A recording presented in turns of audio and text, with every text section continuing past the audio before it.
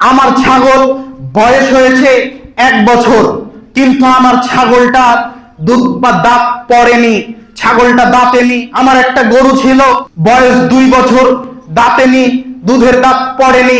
এখন আমি কি করব? আপনাকে একটু বলে রাখি, কোন ফকিরের বাড়িতে যদি একদিনের খাবার থাকে, এক বেলার খাবার থাকে, তাহলে তার ভিক্ষা করা হারাম। আজকের জুমার আলোচ্য বিষয় কোরবানি। কোন মানুষের কবর হবে, কোরবানি কিভাবে করব। উল্লেখ্য বিষয়কে সম্মুখে রেখে কোরআন এবং সহিহ হাদিস থেকে গুরুত্বপূর্ণ তথ্যবহুল বিবরণের চেষ্টা করব ইনশাআল্লাহুল আজিজ। আমার তাওফীকি ইল্লা বিল্লাহ। আলোচনা গুরুত্ব সহকারে শ্রবণ করবেন।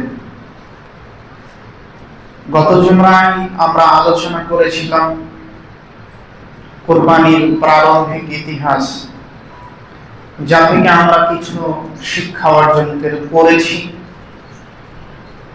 তার একটি শিক্ষা হলো, মানুষ যদি কুরবানি করতে চায় তাহলে তাকে সৎ হতে হবে, মুত্তাকি হতে হবে। যেমনটা মহান আল্লাহ তাআলা বলেন, ইন্নামা ইয়াতাকাব্বালুল্লাহু মিনাল মুত্তাকিন, নিশ্চয়ই আল্লাহ তাআলা যাদের কুরবানি কবুল করবেন তারা হলো মুত্তাকি। পৃথিবীর মাটিতে কুরবানি প্রায় মানুষ করে। যে মানুষ ইসলামের কিছু মানে না তারাও করে, যারা কোনোদিন মসজিদ আসে না তারাও করে, যারা ইসলামকে একটুও ফলো করে চলে না তারাও কোরবানি করার চেষ্টা করে। আমি শুনেছি অনেক অমুসলিম নাকি আনন্দ করে কোরবানি করে, হতে পারে। তবে কোরবানি কার কবুল করবেন? দুঃখজনক বিষয় হলেও সত্য, হাবিল এবং কাবিলের কোরবানি কবুলিয়াত যেভাবে দেখানো হয়েছে, ওই রকম ভাবে যদি এখনো দেখানো হতো, তাহলে এই সমাজের মানুষের 100 জনের মধ্যে 99 জন মানুষ ফেল করত।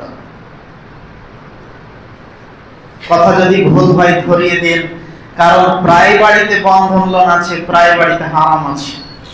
তো হারাম থাকলে তো আল্লাহ তাআলা কবুল করবেন না, না কবুল করবেন?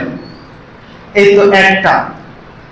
আরো কিছু বিষয় আপনাকে বলে রাখি, এই সমাজের 80% কেন 98% মানুষ সালাত আদায় করে না। 98%। শুধু আপনাদের এলাকার কথা বলছি না, আপনি পুরো ভারত, বাংলাদেশ, পাকিস্তানে একটু ছান মেরে আসেন, দেখেন 98% পরিবার, 98% মানুষ সালাত আদায় করে না। মনে রাখা ভালো হবে যে মানুষ যত দামি ইবাদত করুক না কেন, সালাত বিন কবুল হবে না। আনাস রাদিয়াল্লাহু তাআলা আনহু বলেন, রাসূল সাল্লাল্লাহু আলাইহি ওয়াসাল্লাম বলেছেন, আউয়ালু মা ইউহাসাবু বিল আবদ ইয়াওমাল কিয়ামাতি সালাত, ফাইন সালাত সালাহা লাহু সাইরু আমালি ওয়া ফাসাদাত সাইরু আমালি।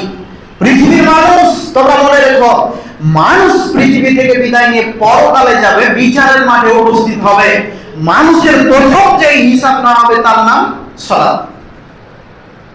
এই সালাত যদি মানুষের ঠিক থাকে, তাহলে বাকি যত আমল করেছে সবই ঠিক আছে। আর সালাত যদি আল্লাহ তাআলা দেখেন যে নেই, তখন পৃথিবীতে যত আমল করেছেন সব আমল বাতিল, কোন আমল গ্রহণযোগ্য হবে না। অপর বর্ণনায় রাসূল সাল্লাল্লাহু আলাইহি সাল্লাম বলছেন, যত ভালো ভালো আমল করেছেন সব আমল কেটে যাবে, বাতিল হয়ে যাবে। অত্র বিবরণ দ্বারা বোঝা যায় যে মানুষের কোন আমল কবুল হবে না যদি সালাত না থাকে। মানুষ যদি যাকাত দেয়, আচ্ছা ভালো কাজ, ঠিক আছে, তবে যাকাতের তো কোনো নেকি হয় না, এটা তো বাস্তব কথা। এবার আসেন, যাকাতের পাশাপাশি মানুষ দানও করে, দান করে যে মানুষ নেকি পাবে এটা হবে না। মানুষ যদি হজ করে আসে, হজ করে আসলো, ভালো কথা, মানুষ যদি সালাত আদায় না করে হজ কবুল হবে না। মানুষ যত দামি ইবাদত করুক না কেন সালাতবিহীন কবুল হবে না। অতএব যারা সালাতবিহীন কুরবানি করবে ইচ্ছা পোষণ করেছে, কুরবানি করতে আমি কাউকে নিষেধ করছি না, ভুল বুঝিয়েন না। তবে কারো কুরবানি কবুল হবে বলে আমি মনে করি না, পৃথিবীর কোন আলেমও মনে করেননি। সালাতবিহীন কোন ইবাদত কবুল হয় না। আর কুরবানি তো সুন্নাতের মুআক্কাদা, কেউ বলেছেন সুন্নাত কুরবানি না করলেও চলে। ফরজ বিধান যখন ছুটে যায় তখন সুন্নাত জরুরি নয়। তবে আপনি করছেন করেন, অসুবিধা নাই। তবে এই কুরবানি আল্লাহ তাআলা কবুল করবেন কি করবেন না আল্লাহু আলাম, আল্লাহ তাআলা ভালো জানেন। আমি বিবরণ দ্বারা বোঝাতে চাচ্ছি যে কুরবানি কবুল হবে না। আবার বলিয়েন না মৌলভী সাহেব আপনি বললেন কুরবানি কবুল হবে না, আপনি কিভাবে জানলেন? জি না, আমি বলিনি কুরবানি কবুল হবে না। মুহাম্মদ সাল্লাল্লাহু আলাইহি ওয়াসাল্লাম বলেছেন কুরবানি কবুল হবে না। পৃথিবীর যত ভালো ভালো আমল করুক, আমল কবুল হবে না যদি সালাত না থাকে। আমি বলিনি, মুহাম্মদ সাল্লাল্লাহু আলাইহি ওয়াসাল্লাম বলেছেন 14.5 বছর পূর্বে বলেছেন। আজও হাদিসে লিপিবদ্ধ আছে, আপনি হাদিস নিয়ে আসেন মুসলিমের, আমি আপনাকে হাদিস একটু দেখিয়ে দিই। রাসূল সাল্লাল্লাহু আলাইহি ওয়াসাল্লাম বলেছেন কোন সালাতবিহীন কোন আমল গ্রহণযোগ্য নয়। তাহলে সালাতবিহীন কুরবানি করছেন, করেন, অসুবিধা নেই, করেন, পালন করব না। বলছিলাম কুরবানি কার কবুল হবে আর কার হবে না মানুষ যদি জানতো তাহলে মানুষ খুব হিসাব করে কুরবানি করত। এইটা যদি প্রকাশমান থাকতো, মানুষ যদি সচক্ষে দেখতে পেত, তাহলে মানুষ যথাযথ আল্লাহর উপরে ভরসা তাকওয়া নিয়ে আসতো। মানুষ ঠিকঠাক ভাবে ভরসা নিয়ে আসতো। যেমনি ভাবে লিবিয়ার একজন মানুষ আমির হোসেন বলে একজন হজে যেতে যাচ্ছিল, কিছু টেকনিক্যাল প্রবলেমে আটকা পড়ে গেল। যখনই আটকা পড়ে গেল, উনি আল্লাহর উপরে ভরসা করে বললেন, আল্লাহ আমাকে ডাক দিয়েছেন, আমি যাবই, এতে কোনো সন্দেহ নেই, যাবই, আমাকে কেউ ঠেকাতে পারবে না। তাকে আটকে দেওয়া হলো, প্লেন উড়ে চলে গেল। কিছুক্ষণ পরে আবার শোনা গেল, আওয়াজ হলো এয়ারপোর্টে যে আবার প্লেন ঘুরে আসছে। কেন? যে সমস্যা দেখা দিয়েছে, টেকনিক্যাল সমস্যা, ফিরে আসছে। টেকনিক্যাল সমস্যা সারা হয়ে গেল, আবার প্লেন উড়ে চলে যাচ্ছে, আবার ফিরে আসছে। আবার একটা সমস্যা দেখা দিয়েছে, কি না, তো আকাশে মেঘ আছে, যাওয়া যাবে না। এরপরে ওই যে যিনি আছেন পাইলট, উনি বলছেন একজন মানুষ বাধা পড়েছে এয়ারপোর্টে, ওই মানুষকে তোলা ছাড়া আমি প্লেন উড়াবো না, আমি তাকে নিয়ে যাব। নিয়ে অগ্রসর হলো, ঠিকই মক্কায় পৌঁছালো। ঠিকঠাক ভরসা যদি মানুষ করে, ঠিকঠাক তাকওয়া যদি মানুষ সচক্ষে দেখে, তাহলে মানুষের অন্তরে ইমানি জাযবা বেড়ে যাবে। যেমনি করে আজকে বর্তমান সময়ে সারা পৃথিবীর যারা ইমানদার মানুষ আছে সবাই ক্রন্দনরত অবস্থায় আছে। প্রায় মানুষ যারা দেখেছে নিউজ, তারাই চিন্তিত, তারাই আল্লাহর উপরে আরো বেশি তাওয়াক্কুল, ভরসা অর্জন করার চেষ্টা করছে। যে সমস্যা এত বড় যে এয়ারপোর্টে কেউ যেতে দিবে না, আর উনিও ভেবে দিয়েছেন যেতে পারবে না। তাই আল্লাহর উপরে ভরসা করে বলছেন, আল্লাহ আমাকে নিয়ে যাবেন, পৃথিবীর কোনো মানুষ ঠেকাতে পারবে না, আল্লাহ আমাকে নিয়ে যাবেন। আল্লাহ তাআলা নিয়ে গেছেন। এইরকম করে যদি কিছু নিদর্শন মানুষকে দেখানো হতো, তাহলে মানুষ সচেতন হতো। জি, সচেতন হওয়ার পূর্বে আরো কিছু কথা বলে রাখি। আপনাকে বহুদিন বলেছি আপনি তাকওয়া অর্জন করেন, এমন তাকওয়া অর্জন করেন, এমন তাওয়াক্কুল করেন আল্লাহর উপরে, যেমন করে মুসা আলাইহিস সালাম করেছিলেন। আপনাকে কাহিনীও বলেছি, মুসা আলাইহিস সালামের পথ জানা ছিল না, আমি কিভাবে ওই পারে যাব, ফেরাউনের হাত থেকে বাঁচবো। আজকে লিবিয়ার ওই মানুষটা জানতো না কিভাবে মক্কায় যাব, হজ করব, কিন্তু আল্লাহ তাআলা করেছেন। কথা কি মিথ্যা বললাম নাকি? কথা তো সত্য। আজকেও আপনি ইন্টারনেট তল্লাশি করলে হয়তোবা দেখতে পাবেন এই ঘটনা। আপনি দেখে নিন। আল্লাহ তাআলার উপরে ভরসা যদি করতো মানুষ, তাহলে কাজ খুব সহজ হতো। এর জন্য বলেছিলাম মানুষের বাইরে যাওয়ার প্রয়োজন নেই, কোনো হরতাল করার প্রয়োজন নেই। অকাবিল এমনি এমনি রিজেক্ট হয়ে যাবে, শুধু আল্লাহকে বলুক। জানি না মানুষ কিভাবে নিয়েছে, আল্লাহ ভালো জানে। বলছিলাম মানুষ যদি সচক্ষে দেখতে পেত যে আমার কুরবানি কবুল করছেন কি করছেন না, তাহলে মানুষ সজাগ সচেতন হয়ে যেত, হারাম কাজ থেকে বাঁচত। কিন্তু আল্লাহ তাআলা ওইভাবে দেখাবেন না। আচ্ছা বলেন, পরীক্ষার যখন খাতা দেওয়া হয় তার পূর্ব থেকে কি কোনো ছাত্র জানে যে কি পরীক্ষা হবে, কি প্রশ্ন আসবে? কেউ জানে না। তবে টাচ দেওয়া হয় যে এই এই জিনিসগুলো আসতে পারে, তাই না? আর আল্লাহ তাআলা সমস্ত কিছু মানুষকে দেখিয়ে দিয়েছেন যে এই এই এই এই প্রশ্নগুলো করা হবে, এইভাবে চলতে হবে, তাহলে জান্নাতে যাওয়া যাবে। তারপরেও যদি মানুষ না করে, এর মতো বোকা, এর মতো পাগল, এর মতো ছাগল, এর মতো হতদরিদ্র আর কেউ আছে? পৃথিবীতে কোন মাস্টার আছে যে বলবে যে এই প্রশ্নটাই করবে? কেউ বলতে পারে না। তারপরেও মানুষ প্রিপারেশন নেয়, তারপরে মানুষ প্রস্তুতি গ্রহণ করে। আর আল্লাহ তাআলা সমস্ত কিছু বলে দিয়েছেন, এরপর আমাদের কোনো প্রস্তুতি প্রিপারেশন কিচ্ছু নেই। আছে? কিছু নেই। সমাজে তাকিয়ে দেখেন, কিছু নেই। আল্লাহ তাআলা সব বলে দিয়েছেন, এইটা প্রশ্ন করা হবে, ওইটা করা হবে, এইভাবে করলে জান্নাত হবে। তারপরে মানুষ প্রস্তুতি নেয়। মানুষ বাকিতে কথা বিশ্বাস করে না। কোনটা হবে 10 বছর পরে এটা মেনে নিতে চায় না, আগে হোক তারপর।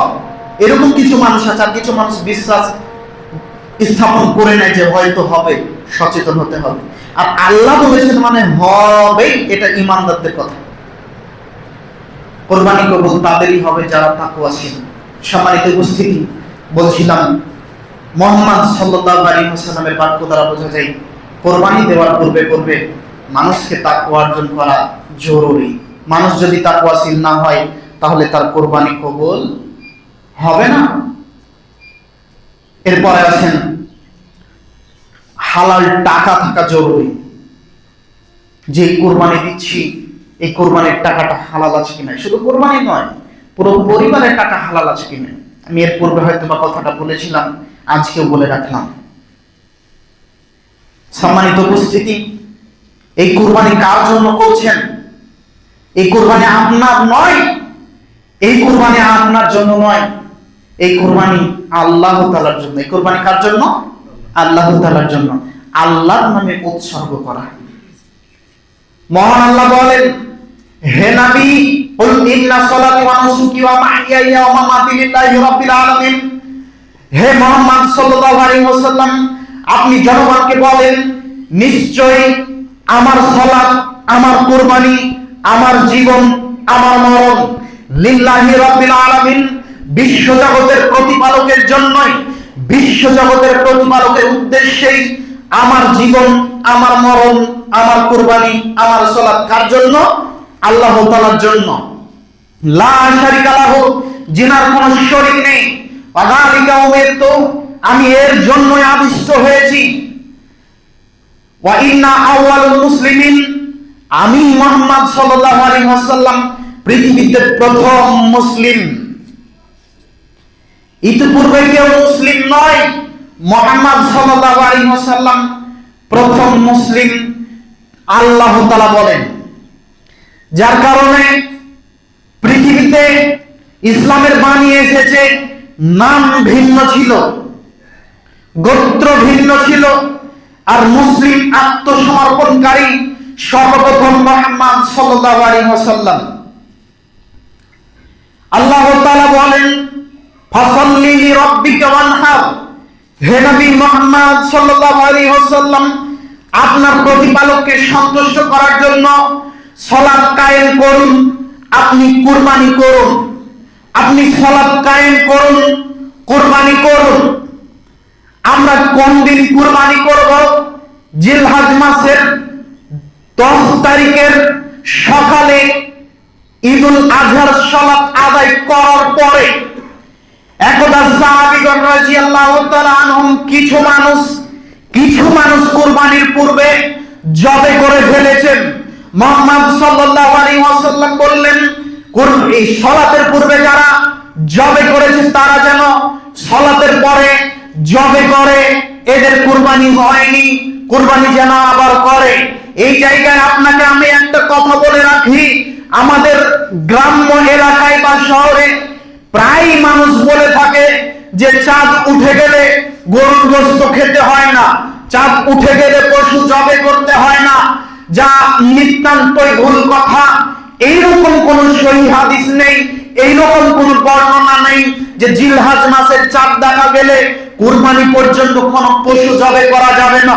তবে এ কথা সত্য যে হাদিস মুসলিমের রাসূল সাল্লাল্লাহু আলাইহি ওয়াসাল্লাম বলছেন, যখন কোন মানুষ জিলহজ মাসের চাঁদ দেখবে, যারা কুরবানি করার ইচ্ছা করবে, এই মানুষগুলি যেন মিন শারিহি ওয়া আযফারিহি, তাদের নখ তাদের চুল না কাটে, অবাঞ্ছিত লোম না উঠায়, চাঁদ ওঠার পূর্বে পূর্বে যেন করে। এটা তাদের জন্য প্রযোজ্য যারা কুরবানি করবে, যারা করবে না তাদের জন্য প্রযোজ্য নয়। তবে ফিকহি মত কিছু রয়েছে এখানে ফিকহি মত এই যে ওই পরিবারের মানুষগুলি, তার মানে তার স্ত্রী, তার সন্তান, তার আর কেউ পরিবারে যারা আছে, কর্মচারী ইত্যাদি, এরা চাইলে নখ কাটতেও পারে, রাখতেও পারে। যারা কুরবানি দিচ্ছে না এরা রাখতে পারে, কেউ বারণ করবে না যে রাখতে হবে না বা কেটে ফেলতে হবে, এমন কিছু নয়। আর রাখলে যে নেকি হবে এমনটাও নয়, রাখলে রাখুক, কোনো সওয়াব হবে না।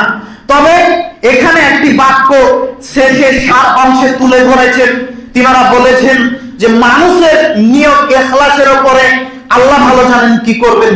যারা নখ চুল রেখে দিল, যারা কুরবানি করেনি বা পরিবারে যারা রাখলো, আল্লাহু আলাম বিসওয়াব, আল্লাহ তাআলা ভালো জানেন, তিনি সওয়াব দিবেন।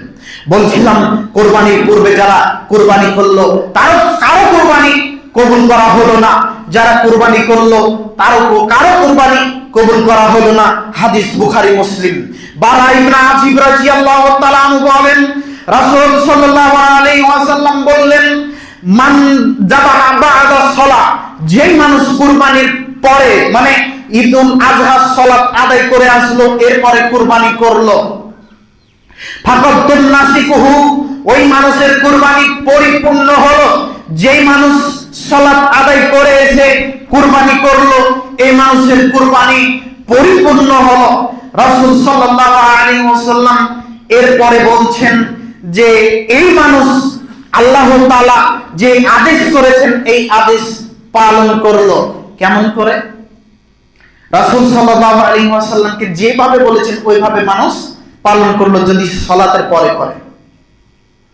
ওয়াসাবা সুন্নাতাল মুসলিমিন, মুসলিমদের যে সঠিক আদর্শ, এই আদর্শ পরিপূর্ণভাবে আদায় হয়ে গেল। হাদিস বুখারী মুসলিম। সম্মানিত উপস্থিতি, কাজেই আমাদেরকে কুরবানি করতে হবে ঈদের সালাত পরে। এখানে একটু কথা বলে এগিয়ে যাই। কুরবানি করতে হবে ঠিক বুঝলাম, এজন্য কিছু মানুষ যিনি খুতবা প্রদান করছেন, ঈদের সালাতের ইমামতি করছেন, ওনাকে বলছেন তাড়াতাড়ি ছাড়েন, বাড়িতে কুরবানি করতে হবে। এটা নয়, খুতবা যেটা হবে সেটা শ্রবণ করতে হবে ধৈর্য সহকারে, তারপরে বাড়ি এসে কুরবানি করতে হবে। ইমাম সাহেবকে ওইদিকে তাগিদ দিয়ে পেটে ক্ষুধা লেগেছে এর জন্য তাড়াতাড়ি গলা কেটে খেতে হবে, এটা নয়। ধৈর্য ধারণ করতে হবে, যে কথাগুলো বলছে শুনে আমল করার চেষ্টা করতে হবে, এসে কুরবানি করতে হবে, কথা আমল করার চেষ্টা করবেন। যেগুলি বললাম, কথা শুনলেন আর ফেলে চলে গেলেন, তা করলে হবে না। চলে আসেন রাসূল সাল্লাল্লাহু আলাইহি ওয়াসাল্লামের বিধান কি ছিল। রাসূল সাল্লাল্লাহু আলাইহি ওয়াসাল্লাম যখন কুরবানি ক্রয় করতেন, যে পশুটা জবে করতেন খুব হৃষ্টপুষ্ট থাকতো। আনাস ইবনে মালিক রাদিয়াল্লাহু তাআলা আনহু বলেন, রাসূল সাল্লাল্লাহু আলাইহি ওয়াসাল্লাম কুরবানি জবে করলেন, যখন নবী সাল্লাল্লাহু আলাইহি ওয়াসাল্লাম বিকাবশাইনি আমলাহাইনি আকরানাইনি যাবাহাহুমা বিয়াদিহি, তিনি তিনার হাত দিয়ে দুটি দুম্বা জবে করলেন। যেই দুম্বা দুটি ছিল হৃষ্টপুষ্ট, শিংওয়ালা, সাদা কালো চিত্তা রঙের। ওয়া রিজলাহু ওয়া ওয়াদা রিজলাহু আলা সিফাহিহিমা, তিনার পা দিয়ে ওই পশু দুটিকে চেপে ধরলেন আর বললেন বিসমিল্লাহ আল্লাহু আকবার বলে যাবে করলেন। হাদিসের পূর্বে এসেছে বাক্য, আমি পরে ব্যবহার করলাম আপনাদের বোঝানোর জন্য। হাদিসে আসছে ওয়াসাম্মা ওয়াকাব্বারা, তিনি বিসমিল্লাহ বললেন, আল্লাহু আকবার বললেন। বেশ কিছু বর্ণনা আছে, তার বর্ণনার কিছু বর্ণনায় স্পষ্ট হয় যে মানুষ যদি বিসমিল্লাহি আল্লাহু আকবার বলে তাহলে যথেষ্ট হবে। আল্লাহুম্মা হাযা মিনকা ওয়া লাক যদি বলে তাহলে ভালো হয়, উত্তম হয়। মুহাম্মদ সাল্লাল্লাহু আলাইহি ওয়াসাল্লাম বলেছেন আপনি বলুন। তবে যদি মানুষ বলতে না পারে, বিসমিল্লাহি আল্লাহু আকবার বললেই যথেষ্ট হবে। কুরবানি হুজুরকে দিয়ে করাতে হবে কথা নয়, নিজের কুরবানি নিজে করার চেষ্টা করুন। নিজের কুরবানি নিজে করুন। হুজুর ভাড়া করে, কসাই ভাড়া করে কুরবানি করতে হবে এ কথা নয়। যদি মানুষ করতে না পারে তাহলে করিয়ে নিতে পারে, এটা স্বাভাবিক গতি, করতে পারে। আমাদের সমাজে প্রচলিত একটি বাক্য যে কসাই ডেকে নিয়ে এসে কুরবানি করাতে হবে, চামড়া ছাড়িয়ে নিতে হবে, এরপরে তাকে 5 কেজি মাংস দিয়ে এখান থেকে বিদায় করতে হবে। বলেন তো এই মাংস কি আপনার? কেন দিলেন কেন? মাংসটা আপনার নয়।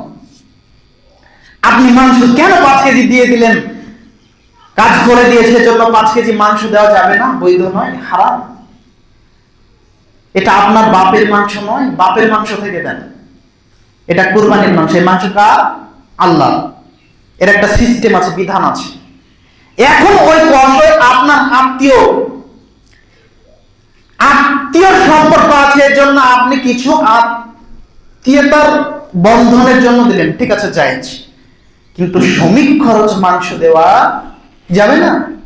ইমাম সাহেবকে গলা কেটে দিলে জন্য মাথাটা দিয়ে দিলেন, জি না। ইমাম সাহেবকে যদি দেয় তাহলে ইমাম হিসেবে দিতে হবে, গলা কেটে দিয়েছে জন্য নয়, চলবে না। এই মাংস কার? আল্লাহ।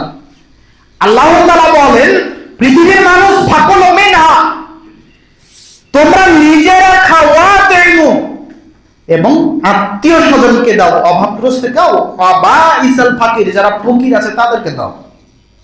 এটা তো আল্লাহ তাআলা বলেন। নাফি ইবনে জাবের রাদিয়াল্লাহু তাআলা আনহু বলেন আন্নাহু কানা ইয়াকুল দাদা নবী সাল্লাল্লাহু আলাইহি ওয়াসাল্লাম উযিয়াতান ফিল মসজিদ। মুহাম্মদ সাল্লাল্লাহু আলাইহি ওয়াসাল্লাম কুরবানি করলেন মসজিদের ভিতরে। সুম্মা ক্বাল, অতঃপর বললেন ফাকুলু, তোমরা খাও, পাকুলু, তোমরা অপরকে খাওয়াও, বাদাখিলু, তোমরা জমা করে রাখো। এই জমা করে রাখো ব্যাপারে একটি বাক্য আমাদের সমাজে আছে যে কুরবানির মাংস নাকি 3 দিনের বেশি খেতে হয় না। কথা ভুল বললাম নাকি? এ কথা হয় না? মানুষ বলে, জানি না। হাদিস আসছে মুসলিমে, কথা ঠিক, তবে হাদিসটি মানসুখ, রহিম। মানে এক সময় আল্লাহ রাসূল বলেছিলেন, পরবর্তীতে তিনি বলেছেন না, তোমরা জমা করো, খাও, ফকির মিসকিনকে দাও, অসুবিধা নেই। কথা কি বোঝাতে পারলাম? রাসূল সাল্লাল্লাহু আলাইহি ওয়াসাল্লামের আদেশ। অতএব আমরা কুরবানি করলে নিজে খাবো, ফকির মিসকিনকে দিব, আত্মীয় স্বজনকে দিব। অবশ্যই এখানে বলে রাখা ভালো হবে যে আমাদের সমাজে মাংস বন্টনের পদ্ধতি রয়েছে। যেই পদ্ধতি রয়েছে, এই পদ্ধতি যদিও হারাম না হয়, অপছন্দনীয়। এই পদ্ধতি যদিও হারাম না, আমি কাউকে বারণ করছি না, তবে পদ্ধতি ঠিক নয় আমি মনে করি। 3টি ভাগ করলেন, একটি ভাগ দিয়ে আসলেন, আর 2টি ভাগ বাড়িতে রাখলেন। একটি ভাগ আপনি বাড়িতে রেখে দিলেন, একটি ভাগ ফকির মিসকিনকে দিলেন, আত্মীয় স্বজনকে দিলেন, আর একটি ভাগ সন্ধ্যাবেলায় সবাই ভাগ করে নিয়ে চলে আসলেন। যেটাকে কি বলে? বখরা বলে না? ভুল বললে ধরিয়ে দেন, ওটাকে বখরা বলে। যে মানুষ খাসি দিয়েছে তাকে গরুর মাংস দেওয়া হয়, যে মানুষ গরু দেওয়া হয়েছে ওকে খাসির মাংস দেওয়া হয়। আপনাদের এখানে হয় কি? হয়, হয়, এইটা হয়। তো এইটা যে পছন্দনীয় নয়, এটা পছন্দনীয়? জি না, এরকম কোনো বিধান নেই। এইটা কেন হবে? আপনি মাংস 100 ভাগ করেন, কোনো অসুবিধা নেই, কিন্তু বন্টনটা ঠিকঠাক করিয়েন।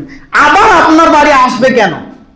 ওই সিস্টেমটা তো রাসূল সাল্লাল্লাহু আলাইহি ওয়াসাল্লাম দিয়ে দিয়েছেন। যে তোমরা নিজেরা খাও, আত্মীয় স্বজনকে দাও।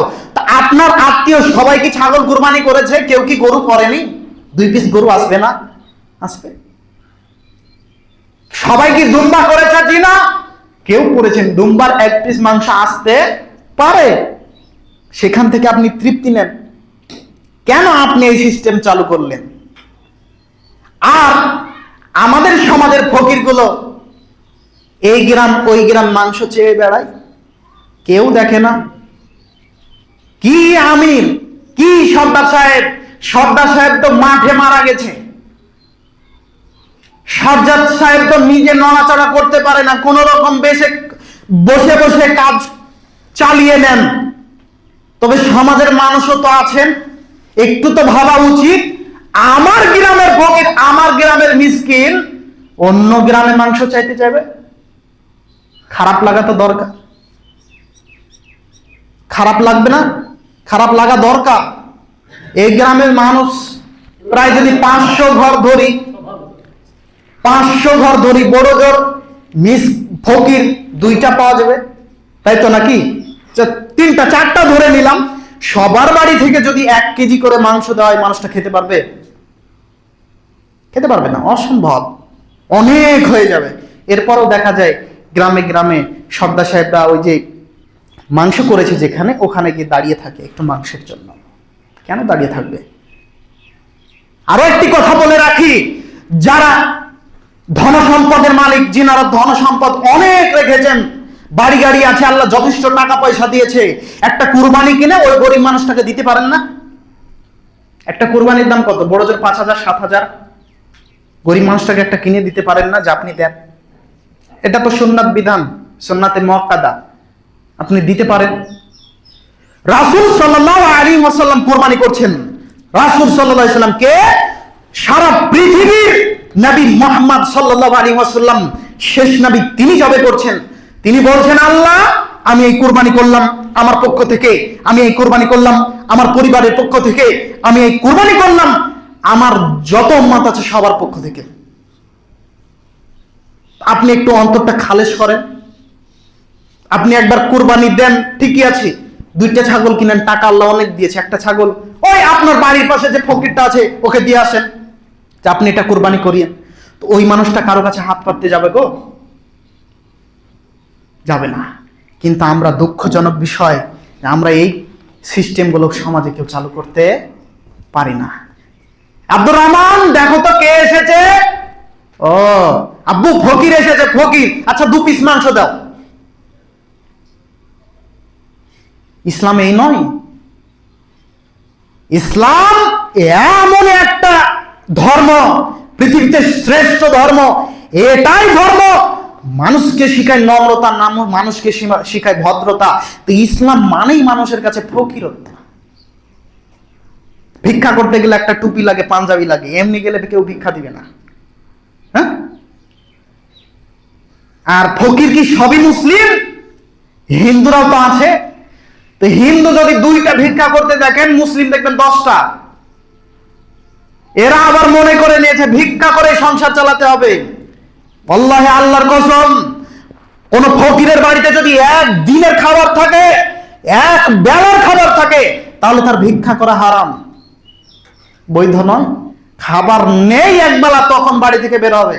তো ফকির সাহেব টুকটুকি ভাড়া করে ভিক্ষা করে। আল্লাহ সঠিক বুঝদান করুন, আল্লাহুম্মা আমিন। সম্মানিত উপস্থিতি, বলছিলাম ঈদুল আজহার ব্যাপারে। ঈদুল আজহাকে গুরুত্ব সহকারে পালন করতে হবে। কোনো মানুষ যেন অভুখী না থাকে। আপনার বাড়িতেও যদি রান্না হয়, তার বাড়িতেও যেন রান্না হয়। এখানে একটি গুরুত্বপূর্ণ বিষয় বলে রাখি, হাদিস মুসলিমের। রাসূল সাল্লাল্লাহু আলাইহি ওয়াসাল্লাম বলছেন যে মহিলাদেরকেও ঈদের সালাতে উপস্থিত হতে হবে। মহিলারা যদি মাসিক অবস্থায় থাকে, ঋতুবতী থাকে, তারপরেও তাদেরকে উপস্থিত হতে হবে। এবার আসেন কোরবানি কেমন কিনবেন, যে কথা আমি পূর্বে বলছিলাম। জাবের রাদিয়াল্লাহু তাআলা আনহু বলেন, রাসূল সাল্লাল্লাহু আলাইহি ওয়াসাল্লাম বলেছেন, লা তাযবাহু ইল্লা মুসিন্নাতান ইল্লা আন আইয়াসুরা আলাইকুম। তোমরা দাঁতালো কুরবানি করো, মানে যেই পশুর দুধ দাঁত পড়ে গেছে এমন পশু কুরবানি করো। যদি তোমরা ওইটা খুঁজে না পাও, জাযাতাম মিনাদ দান, তাহলে তোমরা 6 মাসের মেষ শাবক কুরবানি করো, কোনো অসুবিধা নেই। মানুষ যদি ওই রকম পশু না পায় তাহলে 6 মাসের মেষ শাবক কুরবানি করবে। হাদিস মুসলিমের। সম্মানিত উপস্থিতি, এখানে কিছু বাক্য আমাদের সমাজে আছে, সেটি একটু উল্লেখ করে বিষয়টা পরিষ্কার করতে চাচ্ছি। মানুষ বলে থাকে আমার ছাগল বয়স হয়েছে 1 বছর, কিন্তু আমার ছাগলটা দুধ বা দাঁত পড়েনি, ছাগলটা দাঁতেনি। এখন মৌলভী সাহেব করব কি? এখন মৌলভী সাহেব আপনি বলেন করব কি? আমার একটা গরু ছিল, বয়স 2 বছর, দাঁতেনি, দুধের দাঁত পড়েনি, এখন আমি কি করব?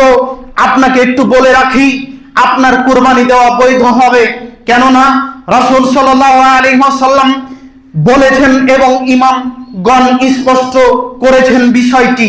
তিনারা বলেছেন যে একটি ছাগলের জন্য বয়স নির্ধারিত 1 বছর, একটি গরুর জন্য বয়স নির্ধারিত হলো 2 বছর, একটি উটের জন্য বয়স নির্ধারিত হলো 5 বছর। 5 বছর বয়স পার হয়ে গেলে কুরবানি করা যায়, কোনো সমস্যা নেই। একটু উদাহরণ দিয়ে বোঝাই। কত মানুষ দেখবেন যে 13-14 বছর বয়সে একটা ছেলের দাড়ি গজায়, 10 বছর বয়সে, 7-8 বছর বয়সে একটা ছেলের দাঁত পড়ে। অনেক ছেলে আছে যাদের দাঁত 12-13 বছরে পড়ে, অনেক ছেলে আছে 18 বছরেও দাড়ি বের হয় না। হয় কি হয় না? হয়। তাহলে ঠিকই ও সাবালক হয়ে গেছে, কিন্তু কিছু হরমোনাল প্রবলেমের কারণে এটা সম্ভব হয়নি। কথা বুঝতে পারেননি? তো পশুর মধ্যেও কিছু সমস্যা আছে, হয়তো বা আল্লাহু আলাম, আল্লাহ ভালো জানেন, যার কারণে হয়তো পড়েনি, কিন্তু বয়স হয়ে গেছে, দিতে হবে। সম্মানিত উপস্থিতি, কাজেই কোরআন এবং সহিহ সুন্নাহকে ফলো করে জীবনযাপন করতে হবে, চেষ্টা করতে হবে সকলকেই, যদি আমরা অক্ষম পারি না। আরো কিছু বিষয় যদিও আছে, বলা সম্ভব নয়, বলার চেষ্টা করছি, তারপরেও কিছু বিষয় ছুটে যেতে পারে, ক্ষমা দৃষ্টিতে দেখবেন। সম্মানিত উপস্থিতি, ঈদের সালাতে যাবেন, ঈদুল আজহা। রাসূল সাল্লাল্লাহু আলাইহি ওয়াসাল্লাম ঈদুল আজহার দিনে বাড়ি থেকে বের হতেন না খেয়ে, ফজরের সালাতের পরে আর কিছু খেতেন না, না খেয়ে বের হতেন, ঈদের সালাত আদায় করতেন, বাড়ি আসতেন, কুরবানি করতেন, এরপরে খেতেন। এটা হলো ঈদুল আজহার বিধান। ঈদুল ফিতরের বিধান, তিনি বাড়ি থেকে খেয়ে যেতেন, খেয়ে গিয়ে ঈদের সালাত আদায় করতেন। এটি সহিহ হাদিস। অতএব আমরাও করব। এখানে একটি বিষয় আপনাকে বলে রাখছি, পশুদের সাথে ভালো ব্যবহার করবেন, পশুদের সাথে ভালো ব্যবহার করবেন। মনে রাখবেন, আপনার চারিপাশে শত্রু শয়তান চারিদিক থেকে আপনার পিছনে লেগে আছে। শয়তান মানুষরূপীও আছে, চারিদিক থেকে লেগে আছে, যারা বলছে কুরবানি মানে হলো পশু হত্যা, কুরবানি হলো পশু হত্যা, আর তারা দাঁত দিয়ে ছিঁড়ে চামড়া বের করে নেয়, এটা নাকি সদয়তা। এখন আপনাকে বলে যাচ্ছি, পৃথিবীর মাটিতে এমন কোন মায়ের বেটা নাই যে বলতে পারে যে এই কুরবানি হলো অত্যাচার, এই কুরবানি হলো জুলুম। রাসূল সাল্লাল্লাহু আলাইহি ওয়াসাল্লাম বলছেন, পৃথিবীর মানুষ নিশ্চয়ই আল্লাহ তাআলা পৃথিবীর সমস্ত কিছুর উপরে ইহসান করেছেন, ভালো ব্যবহার করেছেন, সৎ ব্যবহার করেছেন। তোমরাও সৎ ব্যবহার করো, তোমরাও সৎ ব্যবহার করো। অতএব তোমরা যখন কুরবানি করবে তখন তোমাদের ছুরি বা ছুরাকে ধারালো করে নাও, পশু যেন কষ্ট না পায়। আমরা পশু জবে করি ঠিক, তবে আমরা পুরুষত্বের পরিচয় দিয়ে থাকি। ওদের মতো পিছন থেকে এসে পুরো গলা পার করি না, খুব সুন্দরভাবে আমরা করি আল্লাহর নাম নিয়ে। কেন করি? যদি পুরোটা কেটে দিই তাহলে এই মাংসে জীবাণু অনেক থাকবে। এই পশুটার মাথায় যদি ইট পাথর মেরে হত্যা করি তাহলে রক্তে যে জীবাণু টক্সিন জমা থাকবে, যা খেলে মানুষ অসুস্থ হবে। মুহাম্মদ সাল্লাল্লাহু আলাইহি ওয়াসাল্লাম সুস্থ বিধান দিয়েছেন, গলার রগগুলি কেটে দাও। আস্তে আস্তে যখন শরীরের সম্পূর্ণ রক্ত বেরিয়ে যাবে, তখন শরীরে কোনো টক্সিন থাকবে না, কোনো জীবাণু থাকবে না, মাংসটা জীবাণু মুক্ত হবে। আমরাই সর্বোচ্চ জাতি, আমরা সবার উপরে ভালো ব্যবহার করি, আমরা স্বচ্ছ জিনিস খেয়ে থাকি, আমরা পচা জিনিস, দুর্বল জিনিস খেয়ে থাকি না। কাজেই আমাদেরকে চেষ্টা করতে হবে কোন রকম কোন ইস্যু যেন আমাদের উপরে না পড়ে, কোন রকম ইফেক্ট যেন আমাদের উপর না পড়ে। আরো কিছু কথা আপনাদেরকে বলে যাচ্ছি, পশু যখন জবে করবেন, কোন মাংস যেন, কোন পশুর ছবি যেন ফেসবুকে আপলোড না হয়। আরো কিছু কথা বলে রাখি, এখন বর্তমানে দেখতে পাবো ফেসবুকে তাদের কুরবানির ছবি তুলে পোস্ট করবে আর জনগণকে দেখাবে। জি, কুরবানি হল আল্লাহকে সন্তুষ্ট করা, লোককে দেখানো নয়। কাজে ফেসবুকে পোস্ট করা থেকে বেঁচে থাকবেন। আর যদি কোনো মানুষ ওই গোশত মাংসের ছবি তুলে ফেসবুকে পোস্ট করেন, তাহলে হয়তোবা বিপদ ঘনিয়ে আসতে পারে। যেহেতু আমরা ভারত বর্ষে বসবাস করছি, কাজে সম্মানিত তিনি ভাই এবং বোনদেরকে সকলকে উদ্দেশ্য করে বলছি, এই সমস্ত কাজ থেকে বিরত থাকবেন। আল্লাহ তাআলা আমাদের সকলকেই সঠিক বুঝদান করুন, আল্লাহুম্মা আমিন। যে কথাগুলো বললাম সকলে আমল করার চেষ্টা করবেন। আর একটি কথা বলে রাখি এখানে, সেটি হলো, দেখলাম যে কথা বলছেন জুমার খুতবা চলাকালীন কথা বলিয়েন না, যে কথা জিজ্ঞাসা করব ওই কথার উত্তর দিবেন, এর বেশি কিছু নয়। আর মাঝে মাঝে যখন সুবহানাল্লাহর প্রয়োজন হবে সুবহানাল্লাহ বলবেন, মাঝে মাঝে যখন আল্লাহু আকবার বলার প্রয়োজন হবে আল্লাহু আকবার বলবেন, যখন আলহামদুলিল্লাহ বলার প্রয়োজন হবে তখন আলহামদুলিল্লাহ বলবেন, এর বেশি কিছু নয়। আল্লাহ তাআলা বোঝার তৌফিক দান করুন, আল্লাহুম্মা আমিন। যেই বাক্যগুলো বললাম আপনাদের কল্যাণের জন্যই বললাম। সালাত সবার উপরে ফারজে আইন, কুরবানি কারো উপরে ফারজে আইন নয়। কথা খারাপ মনে না করে কথাকে মূল্যায়ন করুন, আপনার জীবনের উপকার হবে, আপনারই উপকার হবে, আমার নয়। কোরবানি করবেন, হালাল টাকা জরুরি বললাম, এটা যদি করেন আপনার কোরবানি কবুল হবে, আমার নয়। আমি যদি হালাল টাকা খাই, হালাল টাকার রোজগার থাকে, তাহলে আমার কোরবানি কবুল হবে। আমিও যদি হারাম খাই তা আমারও হবে না। কাজেই কিছু মনে না করে আমল করার চেষ্টা করতে হবে, মনটাকে পরিষ্কার করে গ্রহণ করে নিতে হবে। যেটা ভুল কথা মানতে হবে না, মানতে বলছি না, ওটা আমার পক্ষ থেকে নয়, ওইটা অজান্তে বা শয়তানের পক্ষ থেকে হয়ে গেছে। যেটা ভালো কথা বলেছি ওইটা গ্রহণ করেন, আর যেটা ভুল বলেছি সেটা আমার জন্য দোয়া করেন, ভুলটা ধরিয়ে দেন, সংশোধন হবে ইনশাল্লাহ। আমি কখনো বলিনি যে ভুল সংশোধন করব না। যাই হোক, আল্লাহ তাআলা আমাদেরকে সকলকে মাফ করুন, আল্লাহ তাআলা আমাদের সকলের কোরবানিকে কবুল করুন, আল্লাহুম্মা আমিন।